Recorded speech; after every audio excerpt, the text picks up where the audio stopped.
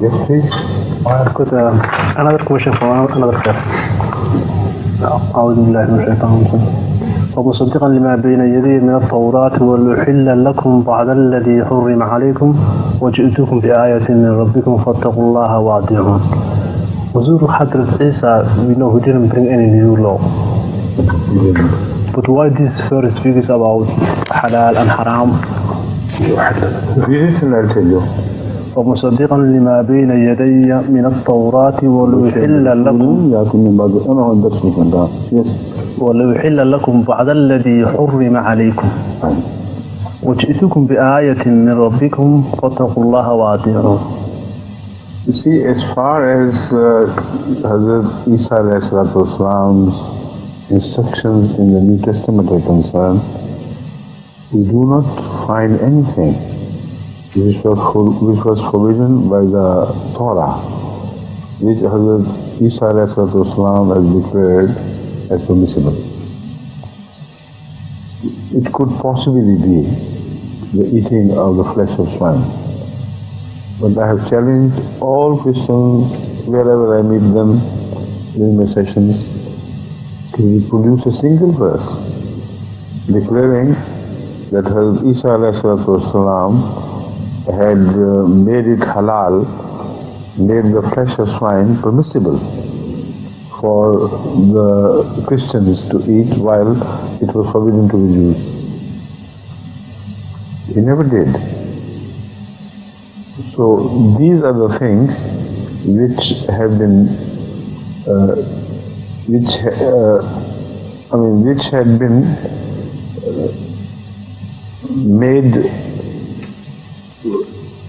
essential by the Torah.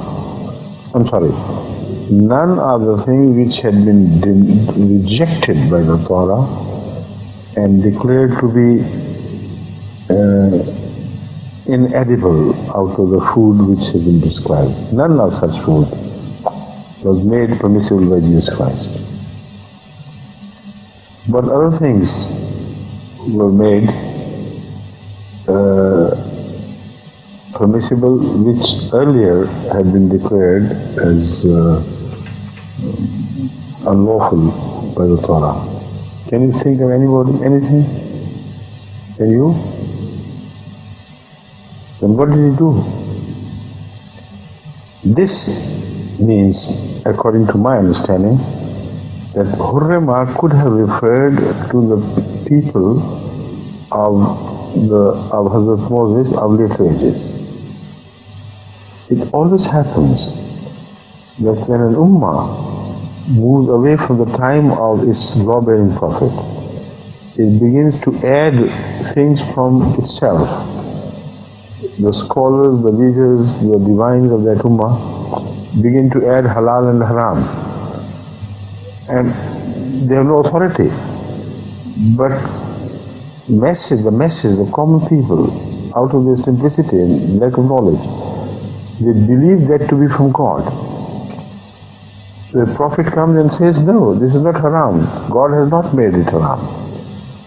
Many examples can be quoted from the Holy Quran, where the Holy Quran says that they say this is halal, this is haram, this is halal, this is haram. Where is the authority?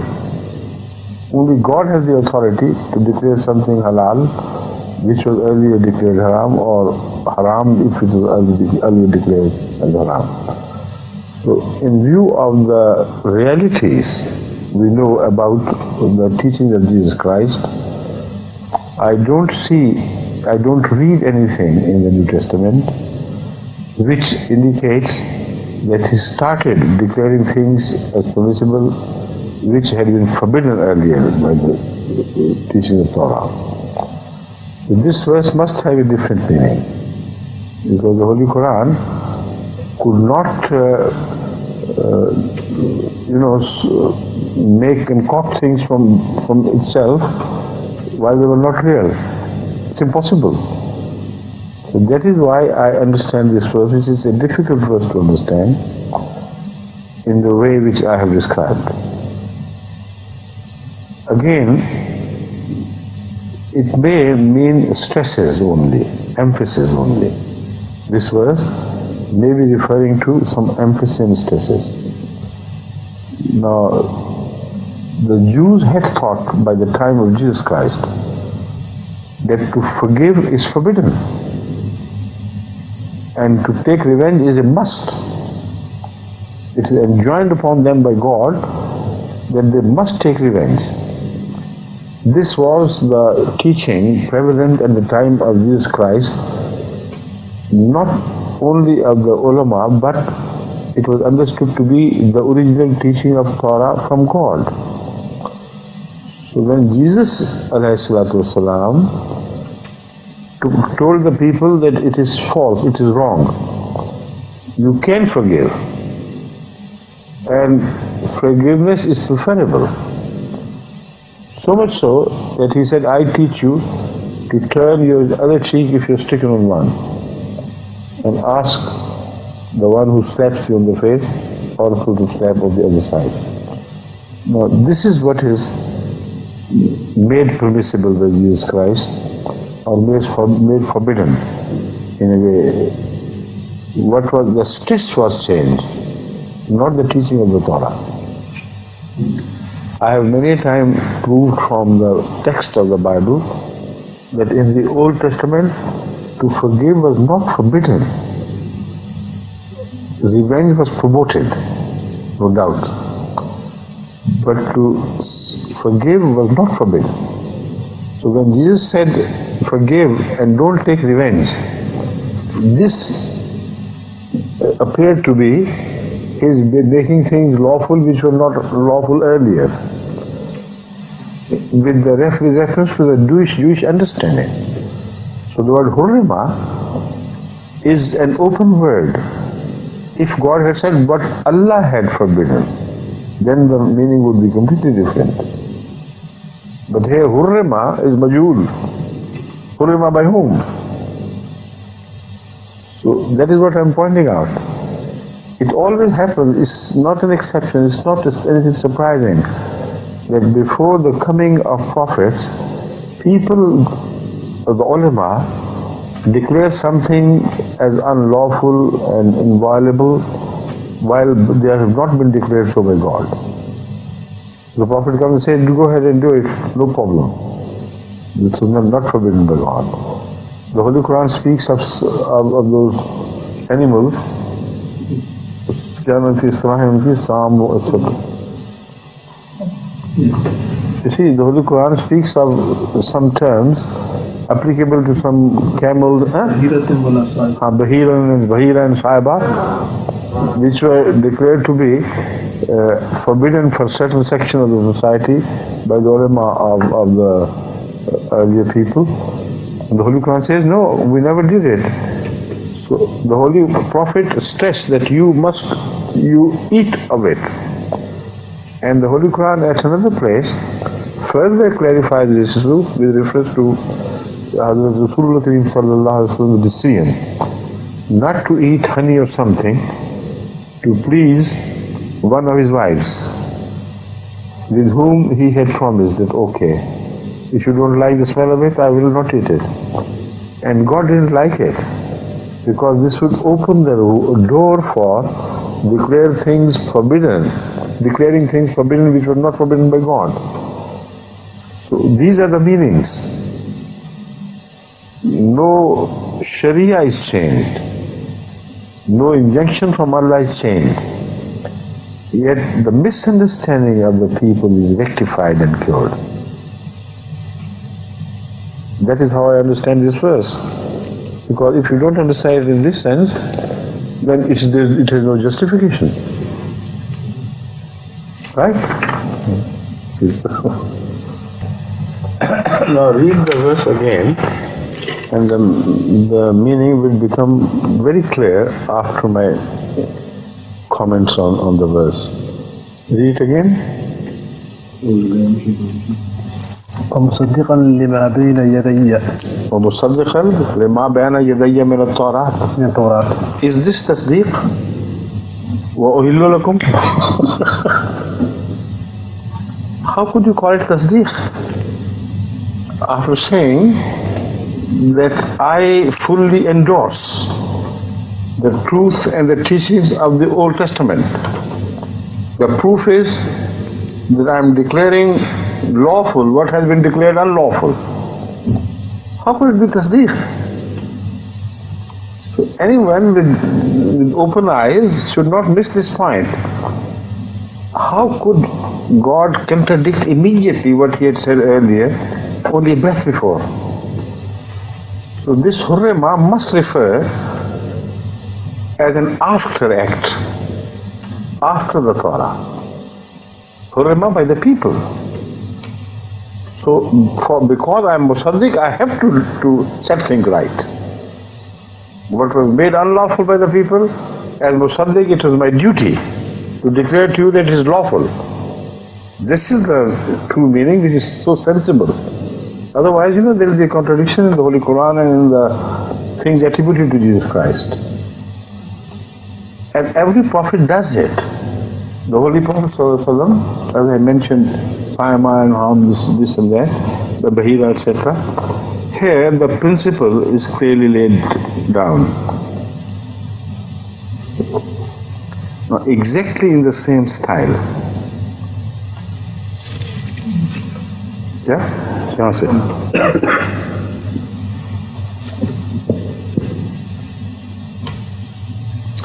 أعوذ بالله من الشيطان الرجيم بسم الله الرحمن الرحيم الذين يتبعون الرسول النبي الأمي الذي يجدونه مكتوبا عندهم في التوراة والإنجيل يأمرهم بالمعروف وينهاهم عن المنكر ويحل لهم الطيبات ويحرم عليهم الخبائث ويضع عنهم إصرهم والأغلال التي كانت عليهم فالذين آمنوا به وعزروه ونصروه واتبعوا النور الذي أنزل معه أولئك هم المفلحون. Here the meaning is made absolutely clear, manifestly clear. The Holy Prophet who was prophesied in Torah and Injil, he did not come to nullify their teachings. He came to instruct people exactly in the same spirit. Ya'muruhum bil ma'ruf wa yanhahum 'anil munkar. What he does is, وَيُحِلُّ لَهُمُ الطَّيِّبَاتِ, tayyibat which had been made unlawful by the people, he makes them lawful once again. Not against the wish. If you refer it to the Bible, which has been said earlier, then it would read that all the tayyibat which Bible had prohibited for the Jews to use, this prophet declared them lawful. So what sort of manner of God that was, who declared tayyibat unlawful first and then said, all right, you can have tayyibat. Obviously, tayyibat were made unlawful not by the Bible, but by the people who followed. And when this continues to happen, then the teachings of a book, of a divine book, become a burden which they carry. It becomes a hindrance which begins to weigh heavily upon them. It hinders their progress, and they're overloaded with things which God never loaded them with. This is Isra. So this verse builds this meaning further by saying, وَيَضَعُ عَنْهُمْ إِسْرَهُمْ. Now the teachings of Allah is not Isra, it is Hamal. That is why we are taught this prayer in the Quran, رَبَّنَا وَلَا تَحْمِلْ عَلَيْنَا إِسْرًا. So Isran is that teaching which is concocted by the ulama, not given by God. Because God can never load people with Isra. And yet teach you, all right, don't give us Isra, please. You may have loaded other people with Isra, but not we, please. Absolutely meaningless. So this is the meaning of Isra here. teaching which has been added by the people, which creates difficulties for the people to follow them. Many innovations are made, many new rites are created in the name of religion. You do this, you do that. If somebody dies, you must launch a feast after 11 days, then other feast after 40 days, then do this and that to fill the bellies of the mullah. This is the essence. And when a prophet comes, he says, no, it's not wrong. I declare it lawful to spend a normal life and not to follow this teaching. So what Hazrat Rasulullah sallam did has been mentioned. وَيَدَوْ عَنْهُمْ إِسْرَهُمْ وَالْأَغْلَالَ الَّتِي كَانَتْ عَلَيْهِمْ. God had not created aghlal, but they were on the people. So we are quite justified in understanding the word hurrima to refer not to Allah or Moses, but hurrima by the people who followed. Got it?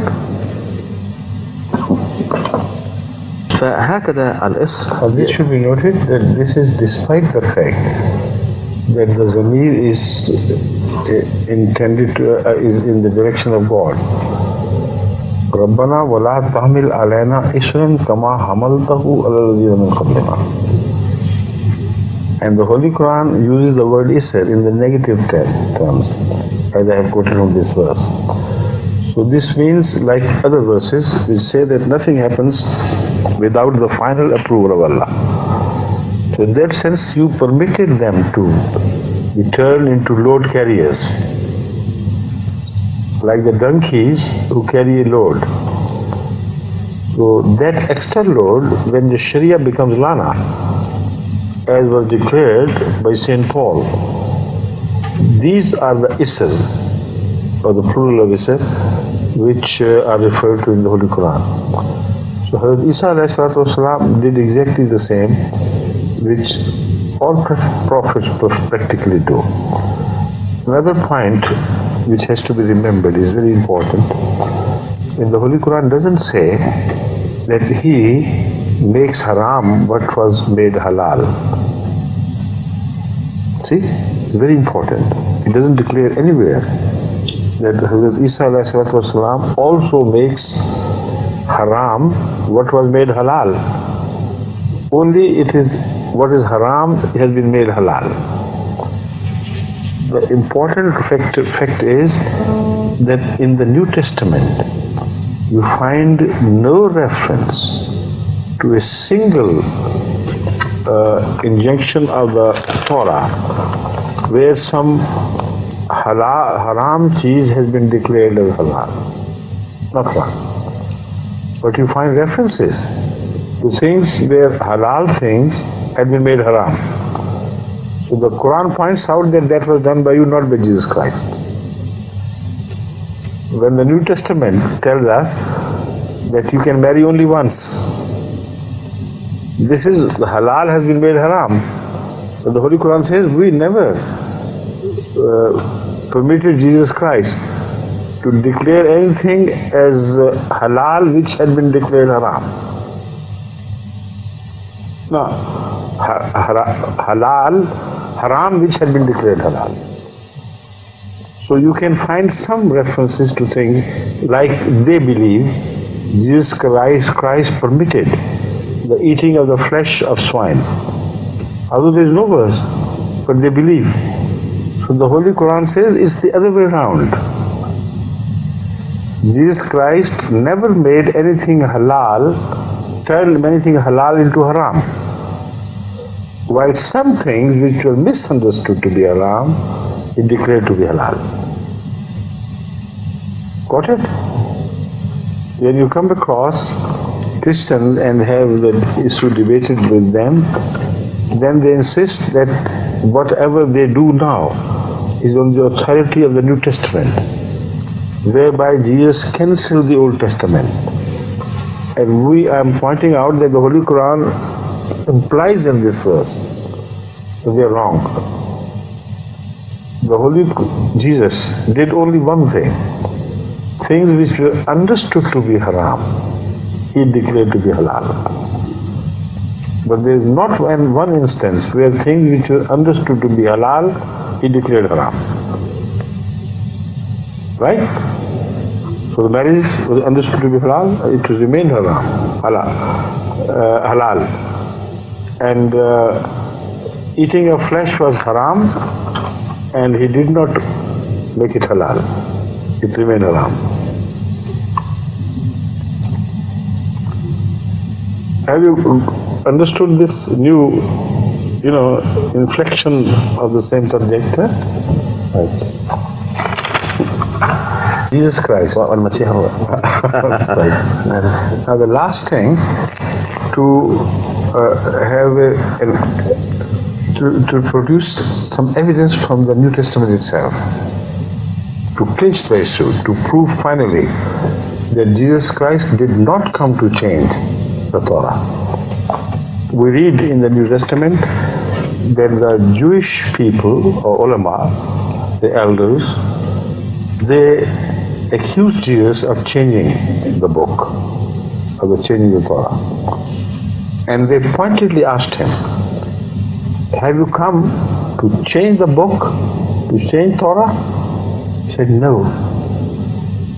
I have not come to change a jot of what has been said in the book. Not a jot. So if this verse means to refer to that, the book, that whatever was made haram in the book, he made it halal. How could Jesus tell such a blatant lie in answer to that accusation? The prophets of Allah never tell lies. They're not afraid of the people.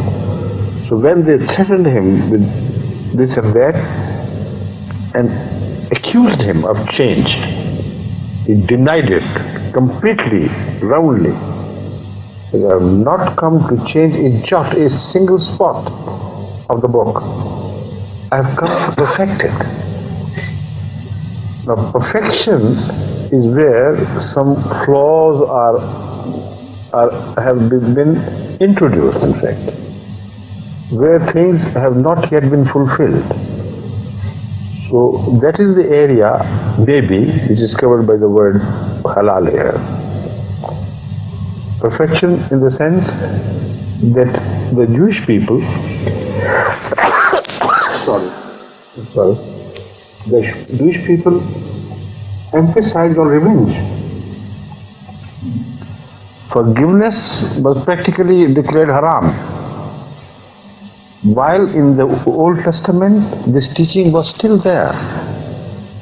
So perfection means part of the teaching which was not enacted, which was left unattended. Unless it was attended, the teaching could not be complete in its implementation.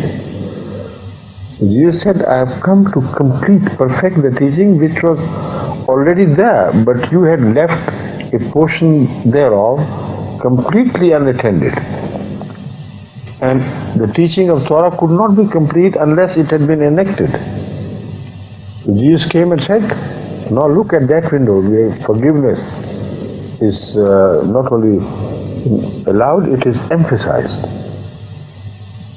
This and that, these are many possibilities, but one thing is certain, that Jesus Christ was a prophet of the Jewish people. The last evidence in favor of this is that none of his disciples, none who was trained by him, agreed with St. Paul that Jesus had come to cancel the old teaching. They said he had come not to change even a jot. This is exactly what the interpretation was.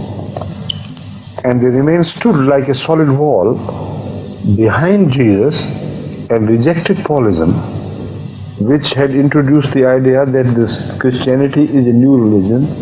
It has nothing to do with this original stock. So the Holy Quran could not have contradicted this evidence. It's impossible. It's a divine book. How could he contradict the unanimous verdict of history? The only meaning which is permissible is the one which I have pointed out. Want to find? And that's the last, then after we will Allah. Assalamu alaikum wa rahmatullahi wa barakatuh. didn't agree. معظم الحوار كده. You should have said ليس أحد من الحواريين. لم أحد من الحواريين يوافق with St. Paul. When you say كل did not, it means some did. You understand the point? If you say all the Hawariyin did not agree with St. Paul, it leaves the room open to believe that some of them did, but all of them did not. But you say not even one agreed, then this is the complete negative. That is what I want you to do, please. Jazakumullah. Assalamu alaikum.